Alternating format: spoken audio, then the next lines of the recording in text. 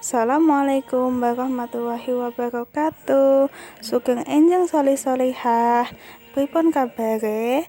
Mugi tansah sehat sedaya lan tasih semangat nggih. Amin.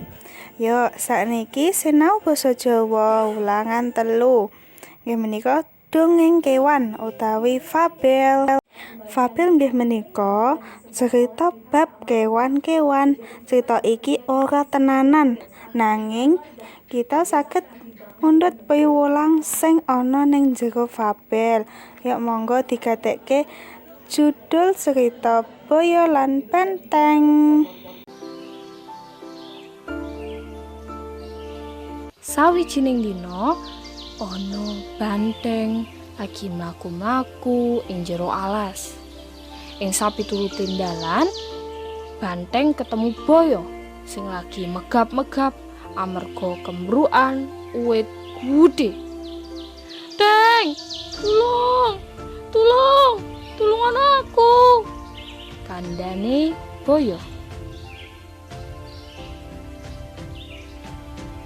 Banteng banjur nulungi boyo. Uwite disundul nganggo sungu. Uwit gudhe mau disingkirake saka awake boyo. Boyo slamet, nanging awake lara. Sawise nulung, boyo malah nyokot sikile banteng.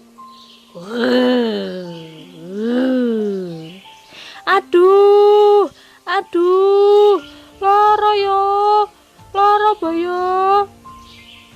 Banteng tulung-tulung amarga krasa lara.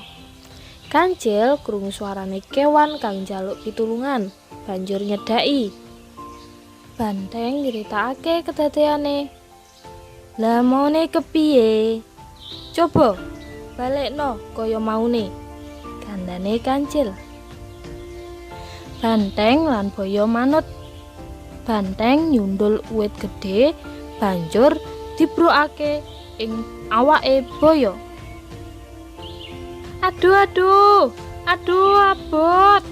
Ya wis, Teng, saiki tinggalen. Kanggo apa nulungi kewan sing ora ngerti matur nuwun? Boyo banjur padha ditinggal lunga. Boyo ngrumangsani lupute. Bengok-bengok njaluk pangapura. "Kancil, Banteng, aku njaluk ngapura." Solih-solihah niku wau tuladane fabel Boyo lan Benteng. Sakniki tugase dibuka buku LKS ulangan 3 Gladhen Sunggal lan Gladhen kalih digarap kalih bapak ibuke, mangke mboten usah difoto. Benjang dikumpulke. Wassalamualaikum warahmatullahi wabarakatuh.